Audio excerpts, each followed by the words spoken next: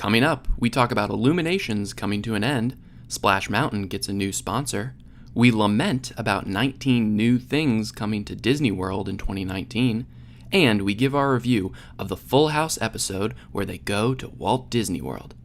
All that and more on this episode of WDW Opinion. Cue the music. To all who come to this happy place, welcome. This is the podcast where two friends, Connor, You are a child's plaything! and Hank, You are a sad, strange little man, and you have my pity. share their opinions, tips, and stories about anything and everything at Walt Disney World. Trust me, what could go wrong? Get ready, because this is WDW Opinion. We're into tower. We are ready for takeoff. Hello and welcome to episode number 12 of WDW Opinion, the podcast where friends talk Disney. Visit WDWopinion.com to check out our blog posts on all things Disney and Universal, and follow us on social media at WDW Opinion to see what we're up to in between episodes. I am your host, Connor Brown, and I'm joined by my co-host and Disney partner in crime, Mr. Hank Molsky. So Hank, it was Disney-themed trivia tonight on the interactive app HQ. How did we fare? So for the folks at home who like to play along with this game that we play on the show, it's how many times do we quit and retire? Mark one down because Connor and I are both retiring after this evening. Yeah, we're done. We're done. We give up. No, we both missed the same freaking question. Just the nerves got to us. That's what we're going to say. The nerves got to us. The nerves did get to us. You know what? I was actually very nervous going in, and I think I commented on this about how last time when we talked about Disney trivia, I just feel like if I do it, I let down a nation, you know? And I then we get did. it wrong. And then we did. And boy, did we let down a listenership. Hey, if it's worth anything, we knew every question. We did know every question, and I partially stuck around to the end just to see how little the amount of money that people won. Yeah. Just so that I could be like, well, I can rest easy. They won 30 cents. Yeah. BFD. Yeah. Go buy yourself a soda pop, an egg cream. For the folks at home, we missed the question. What character was disguised as a homeless man? I don't want to say peddler. That's Like a peddler, yeah. politically At the beginning of the movie. Yeah, at the beginning of Aladdin. So we both missed Questions it. were Sultan, Iago, or Genie. So Connor Basically, and I, it was a fan theory that then came to fruition when the director said a couple years back that it was indeed the Genie. Hank and I both guessed Iago. yeah, and the then we, bird of Jafar. but we both hit it, and we're like, oh, I'll take it back. And Yeah. then here we are recording a podcast. So if you sense a hint of sadness in our voices tonight, you're correct. Well, that's every week, but tonight's particularly sad. R.I.P. Robin Williams. Yeah. That's all I have to say. Oh. And with all that said, let's get into the show. It's time for News to Opinion. This is our weekly segment where we each pick a Disney news story from the past week to discuss and share our thoughts and opinions on. My Disney news story of the week is that Illuminations is going to be ending in the latter half of 2019. This is straight from the Disney Parks blog. After nearly 20 years of delighting Epcot guests through music, fireworks, and torches, and more, we wanted to let you know that Illuminations Reflections of Earth will be ending in the second half of next year. The Disney Parks live entertainment team is already busy creating new thrills to debut immediately following the conclusion of Illuminations, continuing the tradition of nightly entertainment on the World Showcase Lagoon. So it debuted in October of 1999 as part of the Walt Disney World Millennium Celebration, which, as you might remember, Hank, was when they had the wand Of course. 2000 on the Epcot Spaceship Earth golf ball. For me, well, this has been something that we've known about for a while. Yeah. Through other podcasts, other commenters. So much so as like a couple weeks ago on the podcast we like to talk about, the Disney Dish, they even said, the blog post is written for this. It's just someone needs to push send. And this week, they sure enough pushed send on this. Push publish. Connor and I know that in our jobs. And you know what? I'll tell you this much.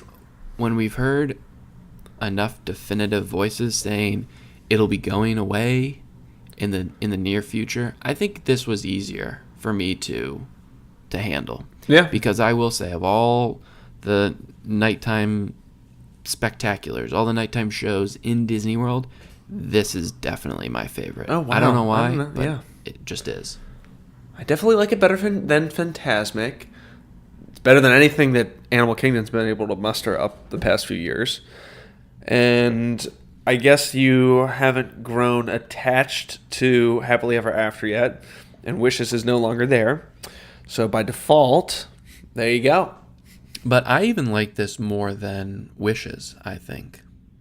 I don't know. Wishes is pretty incredible, but I think this was just different because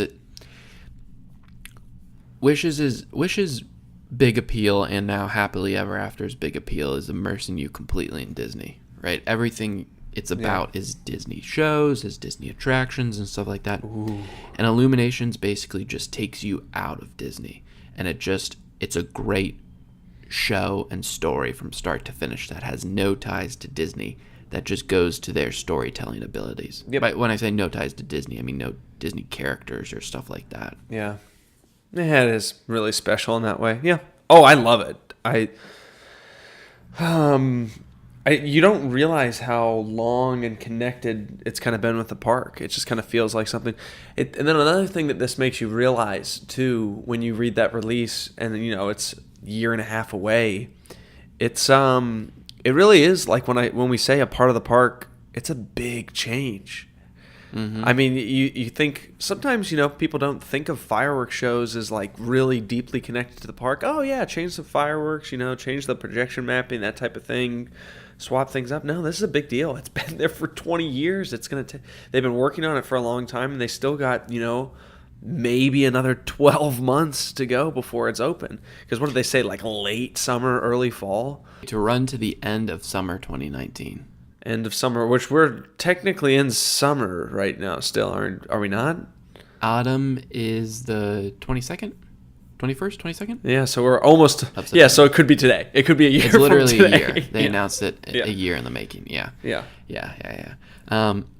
3 constants over the last 20 years. Death, taxes, Illuminations will begin at 9 o'clock. Ooh, yeah. Right? Yeah. It is that feeling of... man, now you are making me feel a little nostalgic about it. The torches all go on. You're the walking sun around. Goes down, the torches go up. The background music, the bleed music, goes from kind of country driven to that same Illuminations pre-tone, stuff like that. Oh, bummer. It is a bummer. We'll get. It'll be better. Oh yeah, Skymosphere. That's what our friend Len Testa said. Yeah, so they've copyrighted the term Skymosphere, or they're filing a trademark. I don't really know how those work, but yes. So not confirmed. Skymosphere, the name for the new nighttime show at Epcot, but this is all I have to say to this. Why not just atmosphere? Yeah, atmosphere. I don't know. I guess you can't copyright that, can you? Nah, I don't know. Atmosphere? Nah, I don't know. With the exception of one thing that I can recall, nighttime entertainment at Disney, I don't think has ever let me down with the new things that have come. People loved Wishes, and they were so upset when it was going away. They're like, how dare you? How dare you? And then Happily Ever After came, and they were like, okay, this is pretty awesome. Yeah. Right? The Star Wars fireworks came. People were like, I don't know. Seems pretty weird. And then you're like, oh my God, this is incredible.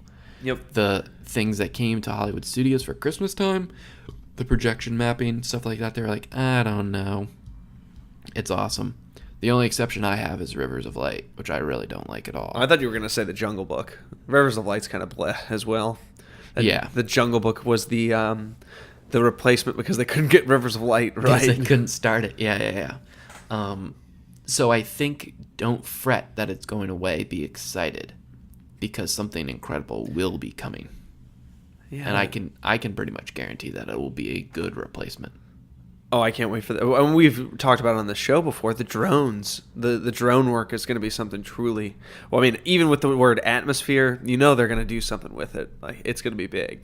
It seems like it's going to be all around you in the sky, something like that. Ah, boy, that's going to be awesome. So I'm very excited for that. But we'll let you know of more things as we hear them. Hank, what's your story for the week? So, in the time since we last recorded, it has been rumored and then happened and released. Complimentary Ziploc bag distribution at Splash Mountain at the Magic Kingdom was announced and then began. You're not. I just love that we're rumoring plastic bags. By the way, that's what we've come to on the show. I'm glad you guys are listening at home. Oh my God, plastic bags! Can you guys believe it? Plastic bags at Magic Kingdom. The reason I did want to bring this up is, so you've seen the pictures of the bags, right, Connor? Yeah. They're like the Ziploc branded ones where you can buy like Star Wars gear or whatever, but this one has just the Have a Zippity Doo Dah Day. If you're familiar with the ride, coming around that final corner, and it says "and keep dry" with Ziploc on the bag. It's interesting that a lot of people like to point that this happened so close to banning straws, and then a plastic sponsor came in and started handing out plastic bags, where it's like, all right, well, take another type of poison? I don't know. To answer the question, yes, you can put a price on going green, and it's whatever Ziploc paid. Yeah, it's a weird partnership, and I think through this, and I don't know really what. I guess I maybe put my wallet in it if they hand it to you. I don't know what the protocol is. Have you read anything or heard anything about like the protocol for how they? So for years, it was always a kind of a big tip from like diehard park goers, like, hey, bring a plastic Ziploc bag, put your cell phone in it. If you go on a water ride. So like Kali River Rapids. And then let's hand out some plastic bags there. Even though that ride is about deforestation. So maybe they should also get away from the plastics. Anyways. Or like going to a water park, like putting your cell phone in it. But I mean, for the most part now, cell phones are probably, I'd say like, what would you say, Hank? Like a third waterproof? Yeah, I mean, like anything that you buy today, gosh, it's got to be like 75% of phones off the shelf today are waterproof. I'm sure it's like 30%. I'm sure it's like 30% of the people that go into the park have like a waterproof phone. Right. Which still isn't a huge number, but I mean, basically, if you're going in there with a new phone, it's going to be okay if it gets a little wet in your pocket on Splash Mountain. I've always thought that though too, because it's like, think about going out in the rain, right? Mm-hmm. And I've heard this tip for years and years now, and I've never gone for it just because I was like, well, if I'm going out in the rain with my phone and I don't put it in a bag, then I don't think it needs to be on Splash Mountain. You drop your phone on the drink, you're not getting it. Not because it's too much water, it's because it's at the bottom of a ride. Right. You know what Ziploc really should be sponsoring? The 3 p.m. shower. Oh, snap. Can you imagine that if they gave out free Ziploc ponchos at the 3 p.m. shower? And also their baby poncho. It's just a gallon bag. Put this over your baby and zip it up. Here you go. Put your baby inside. No PR nightmares there. Yeah, they poked holes in it, Connor. It's like one of those bags of grapes you get at the grocery store. Yeah. Why is this bag have holes in it? Oh, it's the infant. It's the infant bag. Baby grapes before they're raisins. Yeah, it is funny though. So it's such a comical timing of the sponsorship and ride that it's a funny news story. Like they've gone all out with this branding and Ziploc, on the front of Splash Mountain when you're walking in, and And here's a bag for a ride that you really don't need it on right after we banned straws or took away straws from the park. And lids. I will also say, though, the next time I go, I'm getting a handful of those bags. Oh, yeah. You kidding me? I just love that. That was always one of my favorite pictures. When you come around the corner and you're in the boat, I would pull out my phone. I'd snap the photo. It's too damn far away, too, if you got a cell phone. Oh, it drives me nuts. But the big painting, I just love the colors and the topography, and it's just awesome. Tell me this, is this like one of those warped memories that you have from when you're a kid, and then when you realize when you're an adult that it's not quite as good? I remember as a kid that there was never... So I don't know if this is one of those things that is one of those memories when you're a kid that it seems better in real life than when you go back and you're an adult and it's not quite as good, or it's 60 feet shorter because your kid memory is like, whoa, that was huge. And then it's actually just like a 5-foot tall statue or something. But with Splash Mountain, Connor, when I was growing up, I remember those signs they're still there. They're still very iconic. I love them. I love taking pictures of them. But I remember coming in and there not ever being a log jam there. And I felt like I was closer. Obviously, I didn't get further away, but I felt like there was never the log jam at the end. So you kind of just rolled through and got to see the message. I don't know if that was just because I was a 6-year-old not paying attention. I don't know. I feel that way too on Pirates now. It's you get definitely stopped so frequently. Yeah. It just gets bottlenecked so Okay, so you know what? far back now. Maybe that isn't the kid memory then. Maybe that was like, they had fewer logs on the flume. Yeah. And it wasn't backed their up as efficiency rates were down. Yeah. Yeah, so now when you go around, it's still... We still love the signs as you come around that corner, but it's still a little bit bumping people as you go through. Absolutely. And you get to spend 16 minutes out in the hot sun while that waterfall splashes you in the face outside. That waterfall is gratuitous at best. It's graphic is what it is. Yeah. Always bummed when you get in the cart second or the log second because you're going to get soaked. You're going to get soaked. Well, there you have it. Illuminations to end in the latter half of next year. And Ziploc bags coming to Splash Mountain.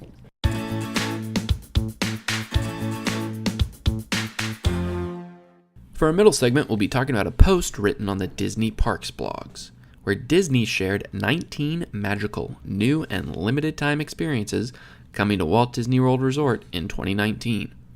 And here are the ones we're excited for. Answer: none of them. I wanted to talk about this, Hank, because I feel like the Disney Parks blog always pulls this crap on you. They come up with like some arbitrary number. Obviously 19 here is in reference to 2019, and then they only give you... Oh, I didn't even pick up on that. I just thought 19 was a stupid number. Still is a stupid number. It still is, because they don't actually give you 19 things. It drives me crazy.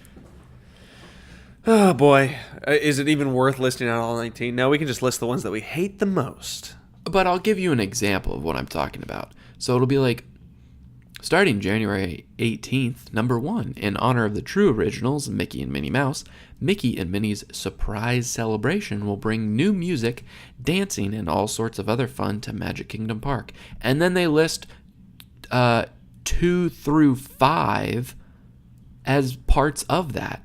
No. The Move It, Shake It, Mouse-ka Dance It. Oh, gosh, yeah. Street Parade is number 2. The Dapper Dans singing songs about Mickey and Minnie are 3. New merchandise and food, 4. It's 19 sentences that you're excited about for 2019. And then it's like, well, those 3 things are just part of the number 1 thing that you announced. The same also, Mickey and Minnie's Surprise Celebration. How can it be a surprise if we know about it? Wait a minute. And then the fifth one is just a slap in the face. It says, and this is a surprise celebration after all, so you can expect more limited time magic, entertainment, and experiences to pop up periodically around Magic Kingdom. So one point they make about what you should look forward to is something that you don't actually know what to look forward to. So you can look forward to looking forward to something, though. There you go. That upsets me. And other than that, it just seems like a lot of dance parties, which quick, easy fix pretty much to appease people and time-wise. Yeah.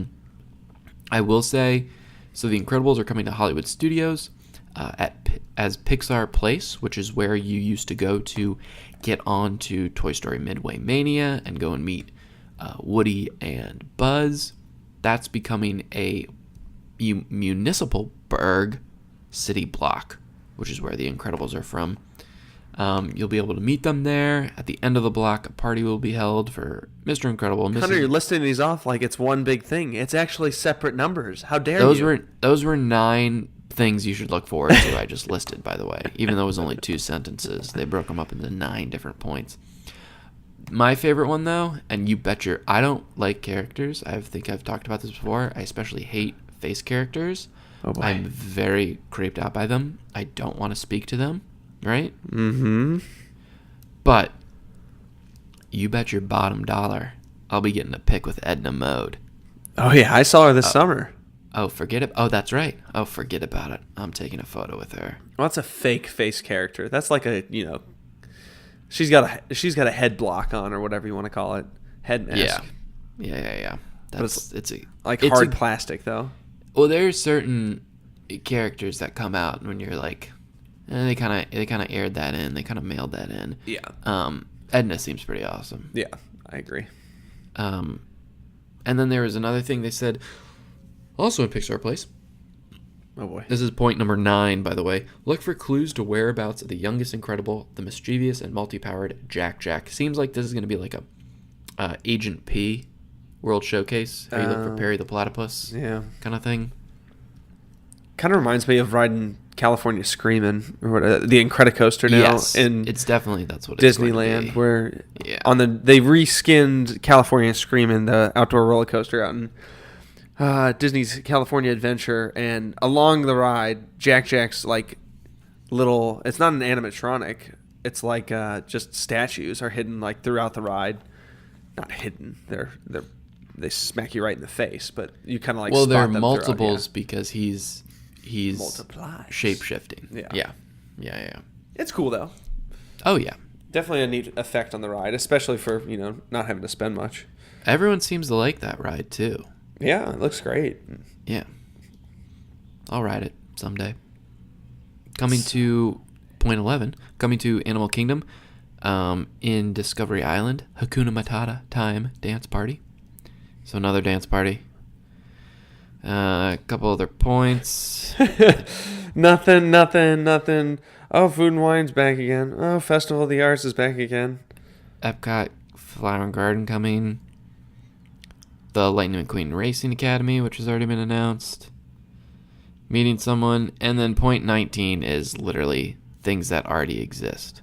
Yeah. So the title of the story is New and Limited Time Experiences Coming. Point 19 doesn't list one limited time thing, and it doesn't list any new things. As in coming. Everything else has already been open. And in fact, one of the points they make is saying goodbye to Illuminations. How is that new? It's like the oldest possible thing. What did we say, Connor? 20 years old? Yeah, my grandma, she's pretty new at 90. That one I got particularly thrown for a loop on when I read it, because it was like, become an honorary toy at Toy Story Land. Oh, do they have like a new ceremony where they tell you you're a toy? And then I read the next one, it's like, go to the bioluminescent planet. And I'm like, okay, wait a second. You were trying to give them the benefit of the doubt. I was. You were like, I'm like, wait a second, there's a cool new thing coming. No, they're just screwing with you. Yeah. I'd like to know, because Connor and I are both in the marketing field. I'd like to know the conversion rate on this puppy here. How many tickets they sell off this particular blog post? How many people convert on? Oh wow, all this stuff. It got one comment. I did see it. It looked fake. I don't believe it. Yeah, but then Thanks, let's Andrew, see. on September 20th. Illuminations going away. 19 comments. Oh, that sounds like more than a coincidence to me. Yeah. Oh, damn it. You're right. Wait a minute. Do they all look like robots? Can't wait for next thing to come. Me love you so long. Can't wait for new show. Wow, our trip in April can't get here fast enough. Just booked for $199 a night. May or may not be 19 magical things that may or may not be new or may not be limited time coming to Disney in 2019. We'll keep you posted.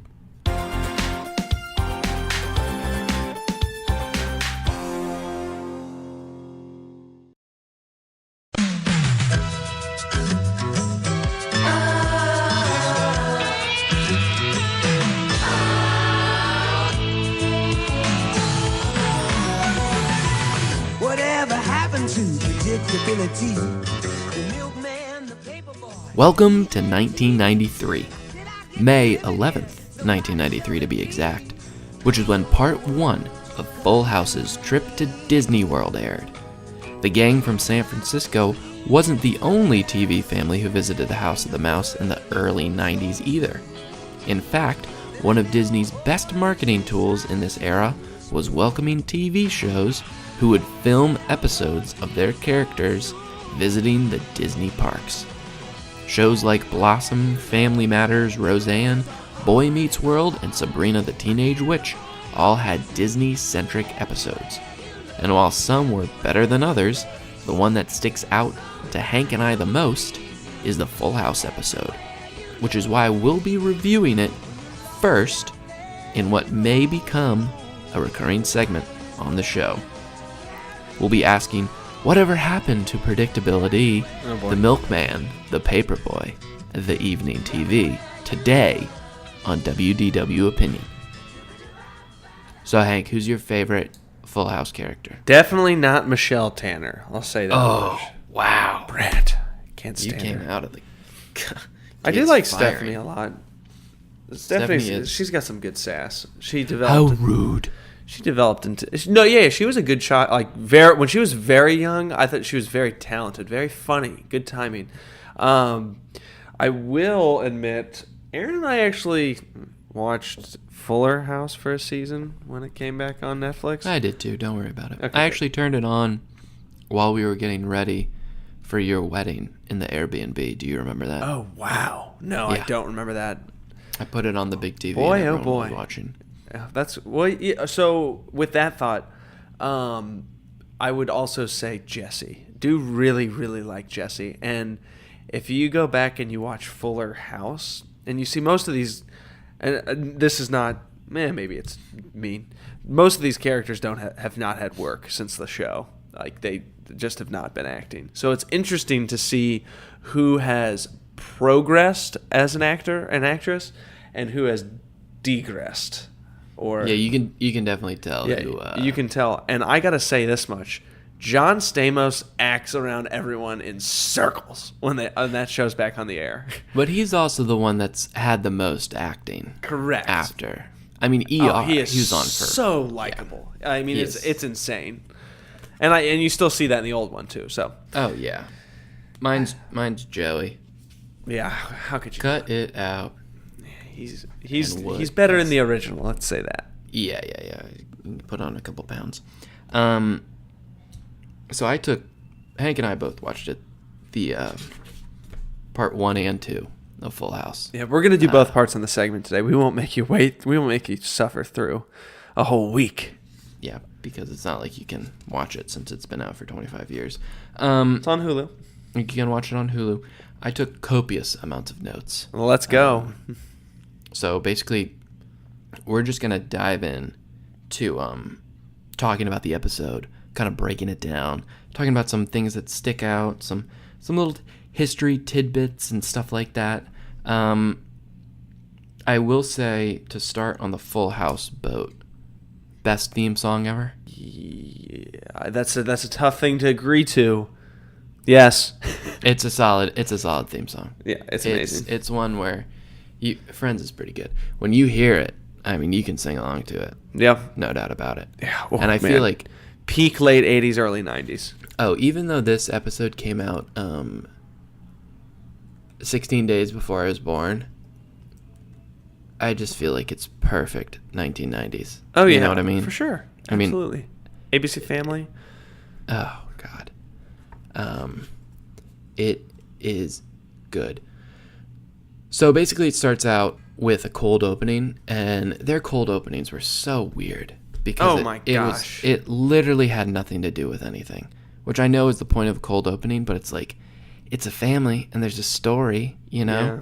This one was particularly cringeworthy because the twins wouldn't go to sleep. And Becky, this was season 6, by the way. There were 8 seasons, so this was peak Full House, you know? Mm-hmm. So the twins that Becky and Jesse had, they just wouldn't go to bed. Becky and Jesse were trying to get some private rest, time. little R&R, a little private time. And kids just bust out and then, oh, what are you doing? Oh, a little fun fact for you. Those twins, awful to work with. Interesting. Awful. If you look at the True Hollywood Story of Full House, or whatever it is, behind the music, those kids misbehaved. Oh, gosh. They look like a terror. They did, yeah.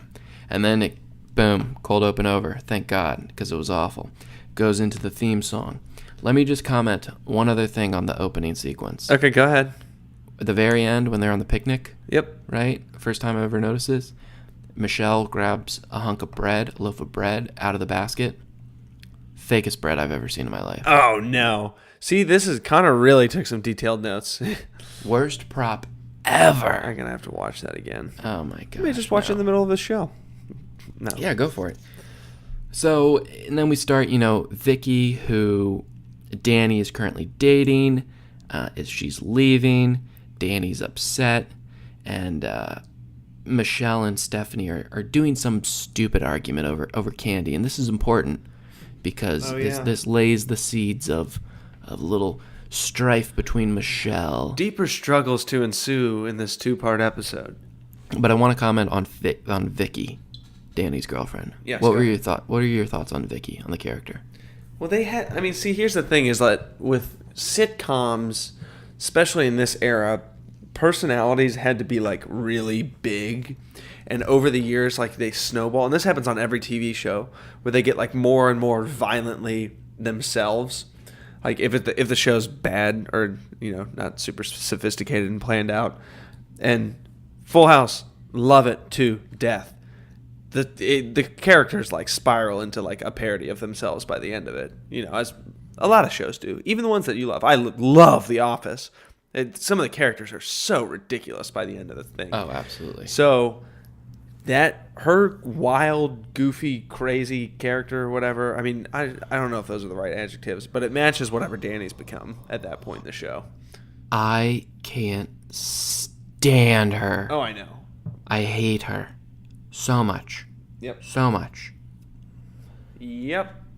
But it makes Danny happy, though, Connor, and that's one of the reasons that I think people put up with it. A lot of things make Danny happy. Cleaning makes Danny happy. See, and that's knowing what you know about. He's a slob in season 1. You know that. Yeah, he's had a lot going on. The mom died. Yeah, true. He's just trying to Wake Up San Francisco afloat. Like, oh, this will be funny. We'll pretend that he really likes cleaning. Season 2. Here we go. Season 2. I will say it is always funny going back watching the show now, seeing like Bob Saget's stand up does not a wholesome man make. No. So Vicky leaves, the whole gang comes in, and Danny is clearly upset, and he says, "Gosh, I really love her," and the kids say, "Well, why don't you marry her?"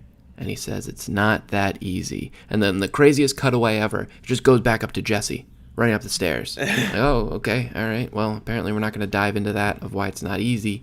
And the next thing Jesse says is, "Becky, honey, guess where I'm playing next week?" And Becky responds, "Disney World." And that's it. That's how we find out that they're going to Disney World. Oh, my How crazy gosh. is that? There's no, I feel like on all of these, it's always they win a contest or something. No, this is... Jesse and the Rippers got paid to play Disney World.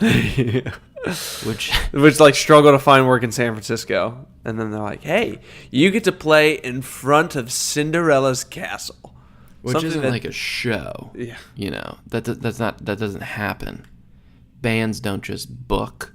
What are the kids listening to these days? A good Charlotte can't just book a show. Sowing the seeds for a show that's going to be very disconnected from reality at the parks.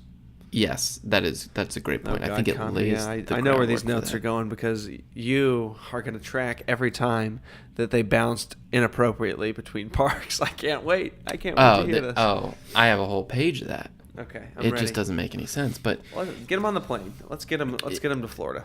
and Jesse's excited because, oh, Becky, come with me. I booked the honeymoon suite. It's our honeymoon. It's gonna be awesome. And she's like, oh, this is great. This is great.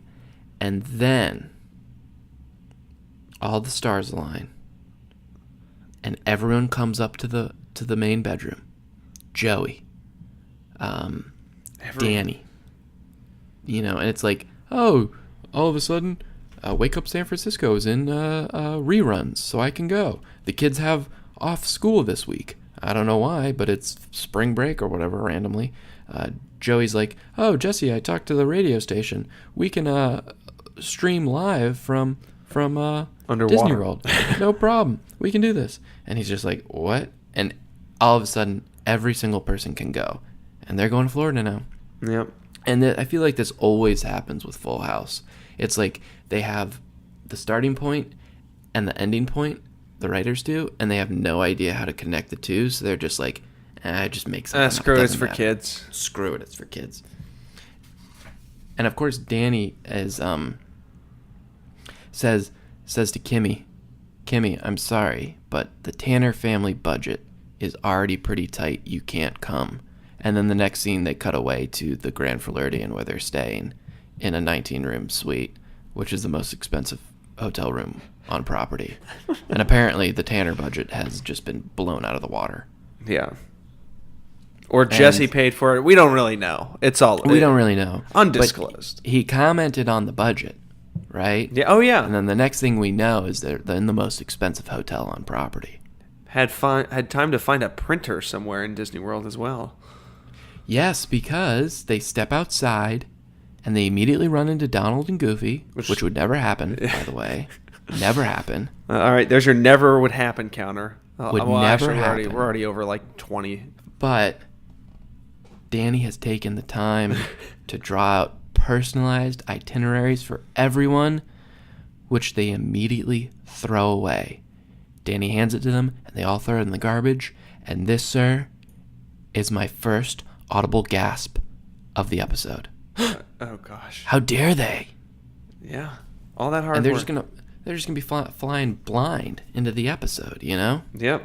And then also at this point, they get into the parks and DJ sees Aladdin and thinks it's Steve, her boyfriend, Yeah. because Steve had to be left in San Francisco.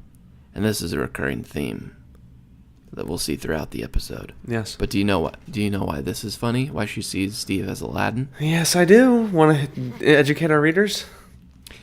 Listeners? You're reading. Because the actor who played Steve also voiced Aladdin in the film.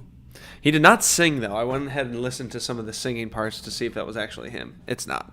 It is not. No. Oh, no. So they're in the Magic Kingdom, and all of a sudden there's this big genie lamp, right, kind of over to the corner, and this guy dressed up in Middle Eastern garb, I don't know what else to say, is inviting everyone to rub this genie lamp to try and get the genie out of it, to which Stephanie says, oh, great, it's my turn. And Michelle says, no, I'm going to go first. And then DJ says, Steph, just let her go. Fine. Michelle goes, rubs the genie lamp. Boom, genie comes out. And Michelle is granted with Princess for the day. A couple important points to make here. Yep. One, we're first in Magic Kingdom, but this scene Damn it, you got my point, too. was filmed in Disneyland. Yeah. You can tell there, Afterwards. yeah. And I was looking at the thing that they walk up to, because again, this is something that wouldn't happen. They wouldn't have this big kind of float off to the side, but hate to ruin the magic. Sure, why not? And I'm looking at it, I'm like, that had to have been a float in a parade. Oh, absolutely. It's way too elaborate. Yeah, it's way too elaborate. So I did a little digging. And at first I thought it was part of a float part of a parade in Magic Kingdom, and I thought it was a part of a parade called the Party Gras Parade. Hey. Okay, like Mardi Gras, but party. And this was originally at Disneyland, but then went to Disney World and became the 20th anniversary surprise celebration. Wow, surprise. We get back to surprise. And I looked this parade up on YouTube, and let me just say, this was wild. Absolutely wild. Don't make them like they used to. So they had these balloons and floats that were tied together, and there was like Mardi Gras, Carnival, Venetian vibe to it. So all these characters had like masks and conga lines, and they would be going down Main Street, which made no sense at all. No sense to go down like a Missouri-themed Main Street. Nope. But I'll tell you what the best part was. All of a sudden, one float comes up, and it's the Country Bears from the Country Bear Jamboree, and they have their Mardi Gras masks on. Hey, Makes I like that. no sense. No sense. Oh, why not? And one of them is just beating a steel drum. Partay. How great is that? Partay. But that wasn't the parade that this float was in. No, it was just sitting in the corner of Disneyland, which was supposed to be Disney World, but whatever. But it was in Aladdin's Royal Caravan Parade, which was at Disney's MGM Studios and in Disneyland. Ah, And it that's the one came that out. I watched. That's where I saw a couple pictures of it. It came out during the time of the release of the film. So here's your first point of Disney synergy. We literally see Aladdin throughout the entire thing because it had come out like a year before, or it was coming out that year or something like that. Mm-hmm. So Disney's always trying to promote whatever they have going on in these episodes and things like that. So Michelle gets 3 wishes because she's the princess for the day. And we can see our first storyline appears as Stephanie is clearly pissed Oh, yeah. that Michelle cut in front of her, and she's having a big case of middle child syndrome. Huge case. So Michelle gets 3 wishes that she can use in Disney World. What would your 3 wishes be if you were granted 3 Disney World wishes? I gotta agree that she's got it right with the. Well, I'd wish for a VIP tour, probably. Mm-hmm. That's got to be number 1. Yeah. I'd want VIP tour for the duration of my stay. Right. Let's not cut myself short. VIP tour for the duration of my stay. I think I'd want. Would you want the room that they were staying in? So she can't wish for that.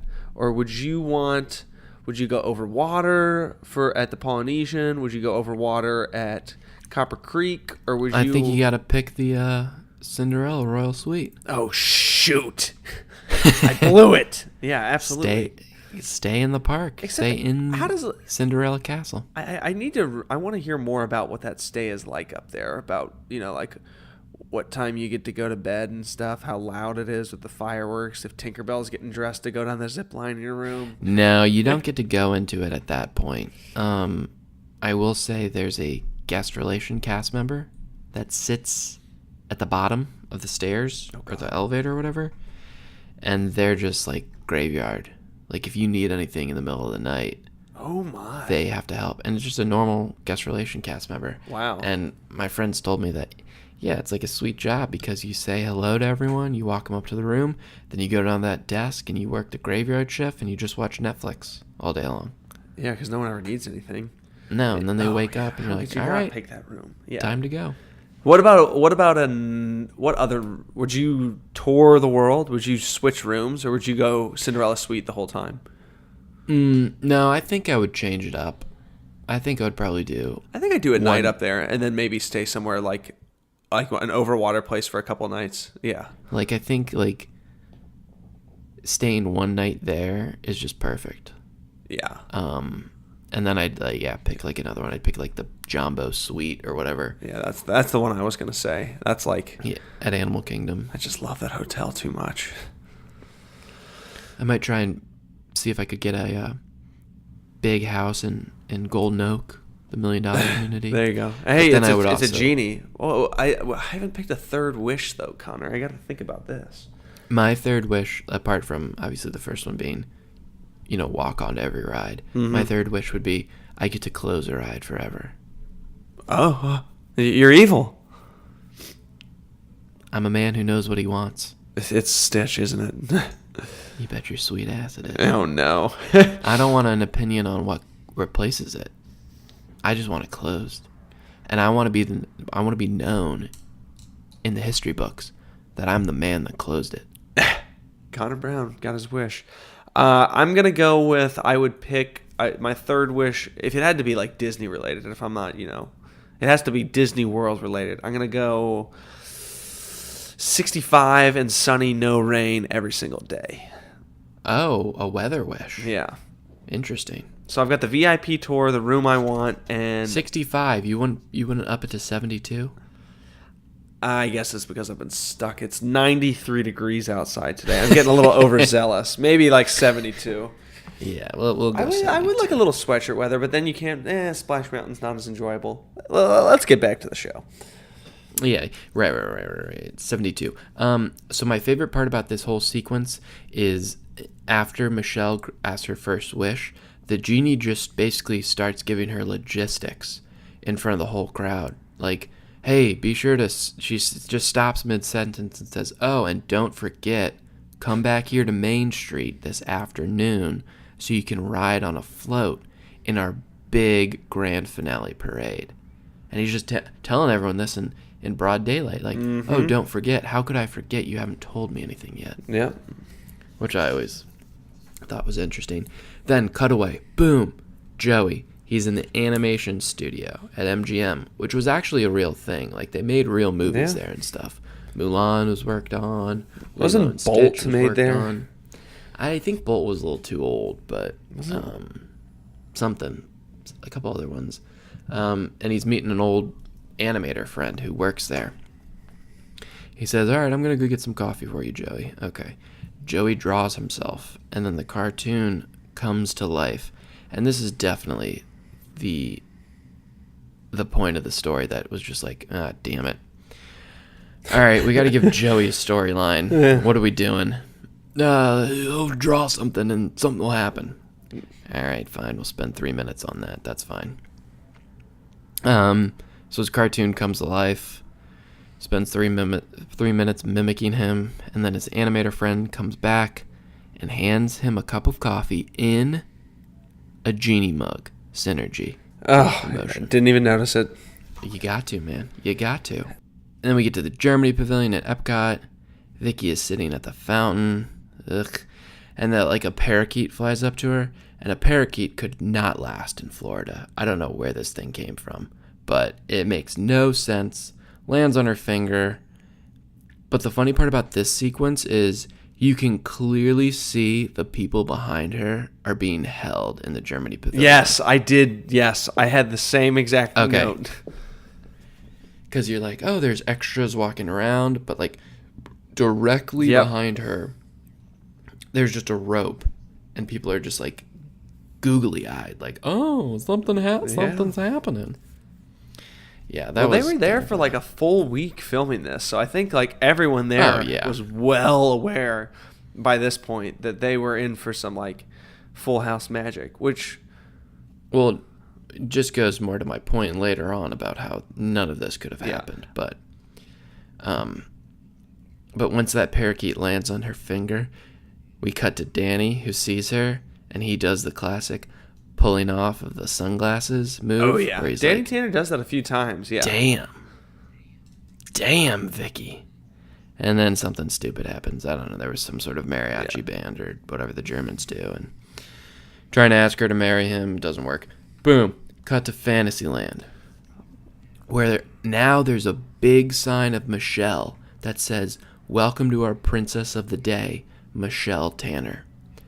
No idea how in 1993 they would be able to create this in an hour, where it's an on-demand printed, 3 by 3 foot by 3 foot portrait of her. And you know what? This is where I had beef in my notes.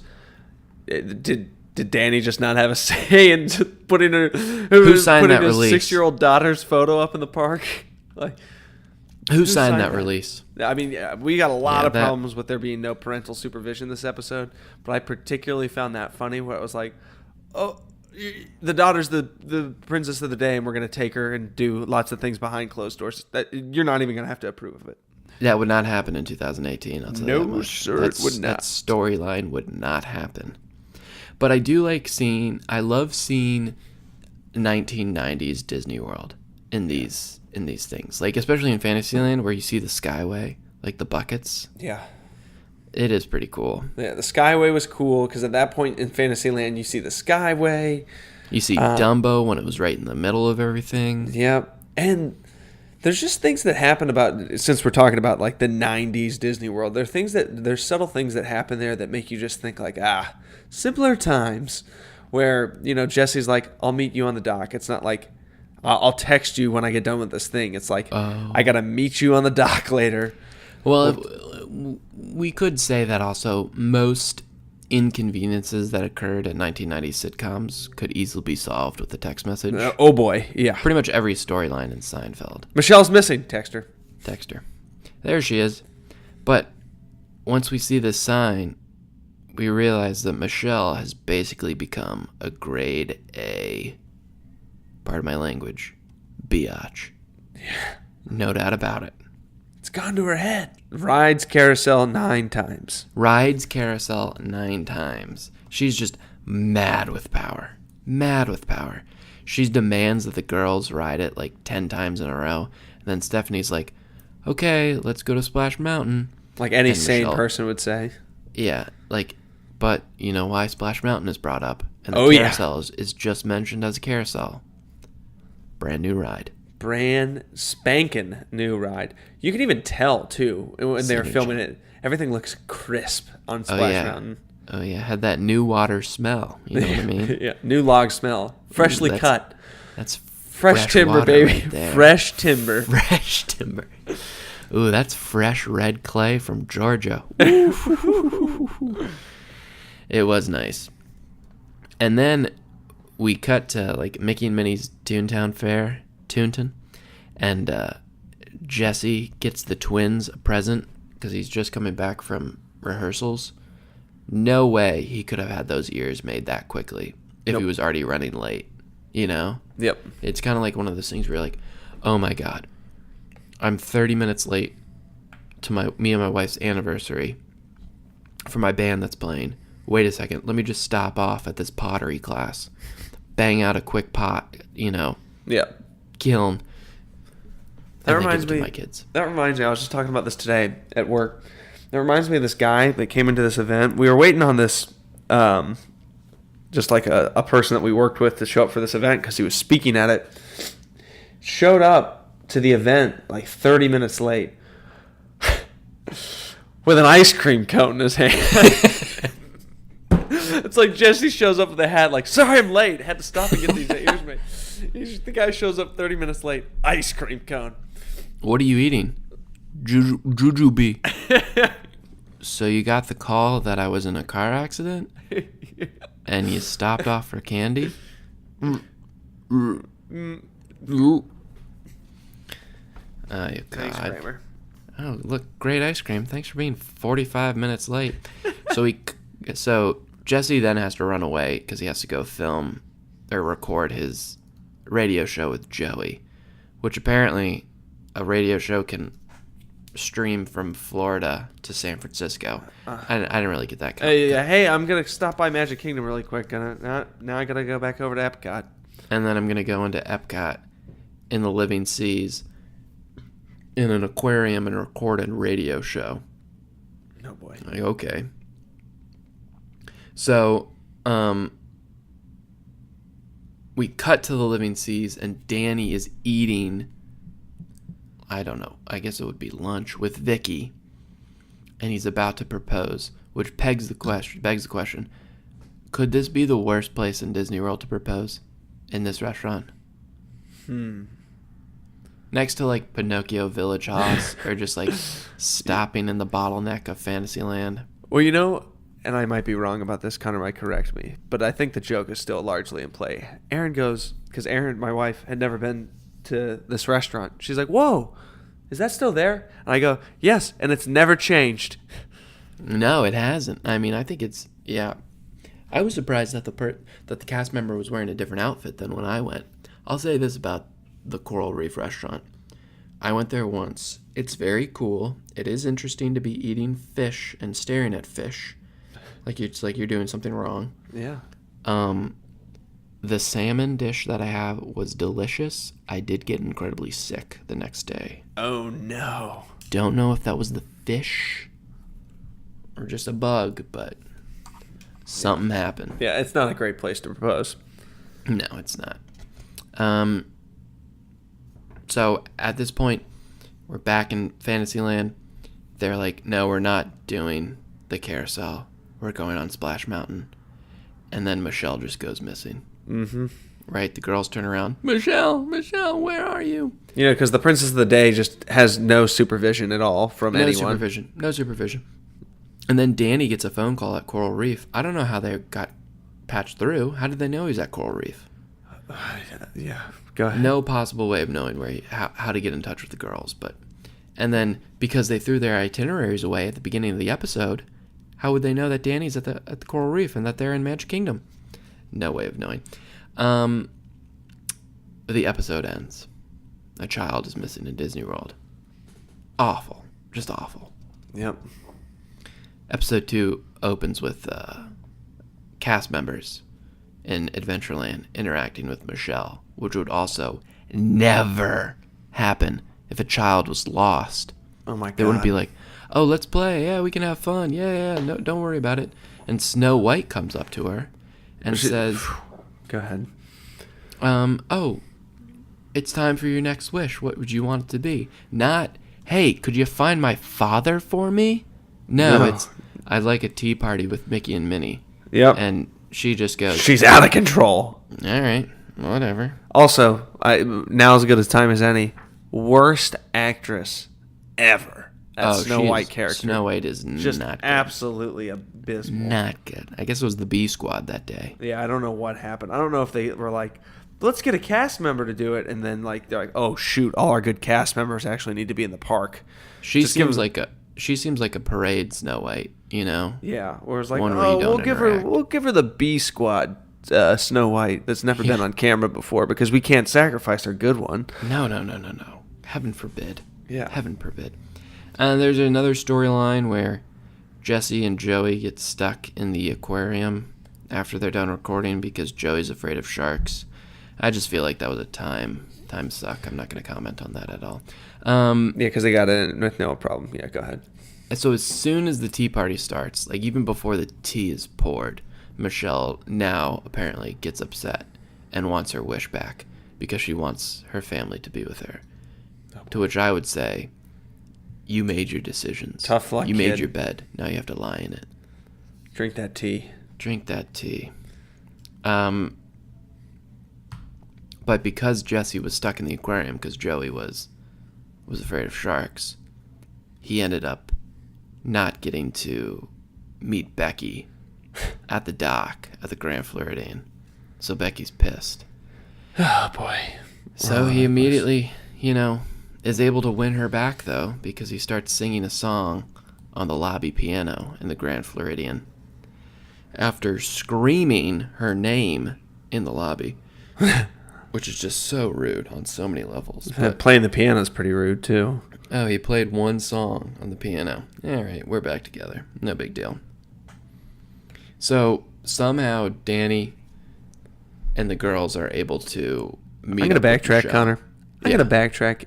If John Stamos sang you on a song on the piano, you know what? It damn well would be okay. You'd be like, okay, yeah, I forgive you. Oh, absolutely. Yeah. Even if it was the worst thing in the world. Even if it was totally impractical. Even if it was totally impractical. Yeah. You'd be like, all right, Yeah. John Stamos just played me a song on the piano at the Grand Floridian. Okay.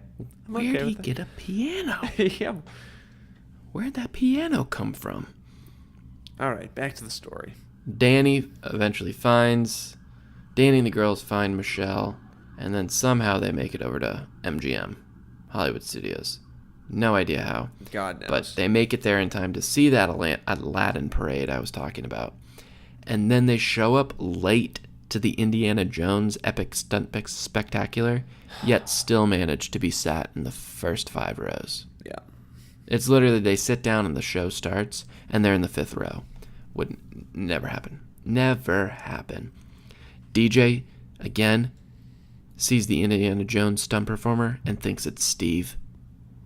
Top 5 most awkward moments of all time. DJ screams for Steve as the ball is rolling down the hill, and no one claps because of this. Yeah. Awkward. Yeah, very uncomfortable. And then somehow all of a sudden we're back in Magic Kingdom. Sure, why not? And they're on Splash Mountain because, again, it's the only ride that was ever mentioned. And I would like to point out Danny wearing a sports jacket the entire time. Blazer. Yeah, he was. So that was interesting. They get back to the Grand, and look who it is. Steve's checking in. Oh boy, Steve. I know Connor Brown's going to have a bone to pick about this part. Huge bone to pick. DJ says, "Oh, Steve, I've missed you so much. It hasn't even been a full day. How the hell did he get on an airplane and show up?" What a wild ride it's been. And show up and check in to the Grand Floridian. Also, where'd he get the money for that? Yeah. He eats all the food out of the Tanner's household. That's how he survives. Yeah. There's a lot of flaws in this, but at this point, Steph and Joey have a real come to Jesus meeting moment on the Grand Floridian beach because Stephanie is finally fine with all the crap Michelle has pulled with her that day and says, "She is my sister. I do love her." And little Michelle makes her 3rd wish and says, "I want Steph to be the princess of the day." What a waste. To which I paused the episode and started crying. Then Snow White shows up on the Grand Floridian beach because apparently she's in charge of all the wish granting now. I don't know how that occurred, but... Yeah. And she says, "It was very unselfish of you to give up your wish, Michelle. So now the whole family gets to ride in the parade." Oh, well, that's fantastic. Yeah. And then we're back to Magic Kingdom. And So- that parade starts, and that was the parade I first commented on, the 20th celebration, 20th anniversary. And I got a question about wishes in movies and television. Is the 3rd wish ever good, or is it always in movies and TVs? It's always like that selfless one where you're like, "Oh man, you could have wished for $50 million or something," and then they always are like, "Oh, I'm gonna set the genie free. I want my sister to be the princess." Yeah, I think it has to be. It's always got to be selfless. Because they have to tie it back to Yeah, character make the story growth. complete. Character growth, character arc, if you will. I hate it. We'd be much more selfish. Oh my gosh, yeah. Well, you wished for weather. That was your 3rd wish. Yeah, Ridiculous. That was pretty bad. It's a ridiculous wish. It had to do with Disney World. Come on. Literally everything we wished for was for ourselves. By the way, Yes. we As it put should be. I in front of everything. I would stay here. As it I should. would want this weather. Not. I'd like to share it with my family. I wonder if we would get in that 3rd wish, or if Snow White would have taken it away from us. So we're back at the float, and they're all riding in the parade. It's a great parade. That parade actually did have a family of the day. It's the first float that you see, where Jesse and Becky and the twins are riding there. That's where the family of the day would sit. Oh yeah, So and then that's pretty cool. this is the scene where you could really see people were excited to see the cast of Full House rolling by in the yeah. float. Yeah, that that would have been really cool. Did you spot the cameraman in the crowd filming it? Yes. Yes, Yeah, several cameramen filming the episode with that big hunk of junk on their shoulder. And they got to filming part 2, and they were just like, just film it in. Yeah, we're not gonna Fly it in. We're not gonna edit any of this stuff out. Like I in can't. Top Gear, man. You try to find cameramen in Top Gear, you can't do it. No, it's impossible. Yeah, It's like they're so not even good. being filmed. They're so damn good at that. It's incredible. Not in Full House though. No, not in a network television sitcom. No. But whatever. So then we go, and Jesse and the Rippers play a solid 5-minute set to wrap up this show. Whew. Which is basically... It's a banger though. I mean, yeah, but 5 minutes of a 20-minute show is 20%, right? Yep. I gotta say, and I don't know if you did more research than me on this one. He actually played in front of that crowd. Oh, John Stamos can play. Yeah, well, I'm just saying, they actually had that was happening in Magic Kingdom. He was playing there for real. Oh yeah, I mean that doesn't would make never, any sense at all. ever happen in filming a show in 2018.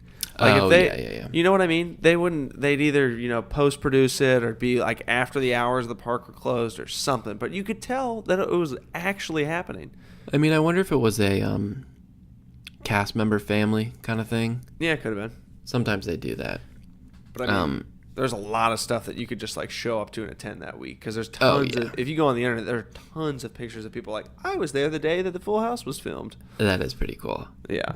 But especially if you didn't know about it, you know. Yeah. Yeah, it's you weren't checking Twitter and oh my God, they're at Germany Did you notice? right now. You notice how big those trees were in the promenade in the middle there? Oh, that was the first thing I noticed. Yeah, they're was like, huge, God, humongous, those blocking so much of this Fireworks shows, not good at all. Yeah. But when Jesse and the Rippers play a solid 5-minute set, my first thought was, well, clearly the writers were low on material because they just let them play. Yep. They just let them play. And then at the end, somehow the fireworks burst and spell out, "Vicky, will you marry me?" Incredible. Not even in today's technology could that happen. And it stayed up long enough for her to not see it, them to discuss it, talk about it for a minute. That's you. Oh, okay. Good. It held like it was a light. Oh. They turned on a light and they're like, all right, turn off the firework now. Still don't have that technology. I don't think we ever will.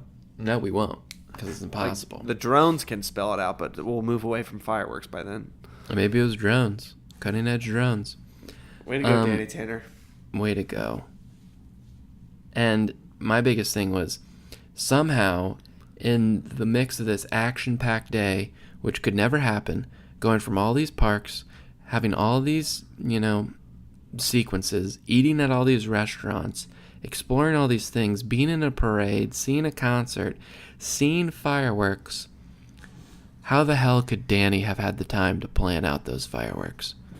He was trying to propose 9 different times, so clearly he wanted to do it at other points. Ay. But Vicky says yes to "Will You Marry Me?" It was a big episode, too. Yeah. Season 6 finale. Season 6 finale. Everyone's had an incredibly busy day. A good day. Sisters are reunited. But then I love in the credits how very 90s thing, they're just screenshots from the episode. Yes. In case you forgot about the episode that you just watched. Sure, why not? Sure, why not? I do want to make one other point about how Jesse and the Rippers are playing there. John Stamos might be a top 5 celebrity Disney fan of all time. Oh, yeah, totally didn't even put that together. Yeah, he is. He, is obsessed with it. Yeah. He hosted the Wonderful World of Disney, Disneyland 60 special, and he started with, "My fellow Disney geeks, welcome." He has, one of the original D's from the Disneyland sign in his backyard that he paid, $30,000 for. Of course he did.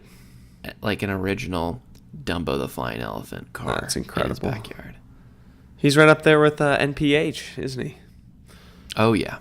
Would you put Heidi Klum in the top 5, or is she just one of the top 5 most famous? Maybe just the most famous. I don't know how. She goes a lot. She goes once a year with her kids. Yeah. But the funny thing about the Disneyland D that John Stamos bought, he outbid Michael Jackson for it. God, there's always these crazy bidding wars between celebrities. Crazy because Neverland Ranch in Michael Jackson's backyard is a scale model of Disneyland. That's incredible.